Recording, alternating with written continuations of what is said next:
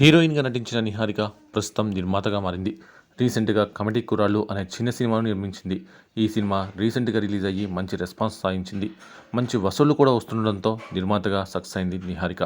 ఇక ముందు కూడా ఫిల్మ్ ఇండస్ట్రీలో మేజర్ రోల్ ప్లే చేయబోతున్నట్టు తెలుస్తోంది. ఇక కమెడీ కుర్రాళ్ళు సినిమా ప్రమోషన్స్ను దగ్గరుండి నిర్వహించింది నిహారిక. ఈ ప్రమోషన్స్లో మీడియా నుంచి ఎదురైన ప్రతి ప్రశ్నకు ఆమె సమాధానం చెప్పింది. ఇక నిహారిక తన గురించి, మెగా ఫ్యామిలీ గురించి కూడా ఈ సినిమా ప్రమోషన్స్లో ఎన్నో ఆసక్తికర విషయాలు వెల్లడించింది. అయితే సినిమాల కన్నా ముందు నిహారిక ఏం చేసింది అనే విషయాన్ని కూడా ఈ అమ్మడు వెల్లడించింది. ఓ ఇంటర్వ్యూలో Niharika first job, first salary గురించి సమాధానం ఇచ్చింది. తాను మాట్లాడుతూ సినిమాల్లోకి రాకముందు తాను చేసిన పని గురించి తెలిపింది. తాను హైదరాబాద్లోనే ఓ కేఫ్లో పనిచేసినట్టు, అక్కడ వారానికి ₹1000 ఇచ్చేవాళ్ళని పేర్కొంది. తన ఫ్యామిలీ తనను ఎక్కడికి బయటికి పంపేవారు కాదని, అందుకే ఫారెన్లో చదవాలని ఉన్నా వెళ్ళలేదని నిహారిక పేర్కొంది. తన చదువంతా హైదరాబాద్లో అని చెప్పుకొచ్చింది.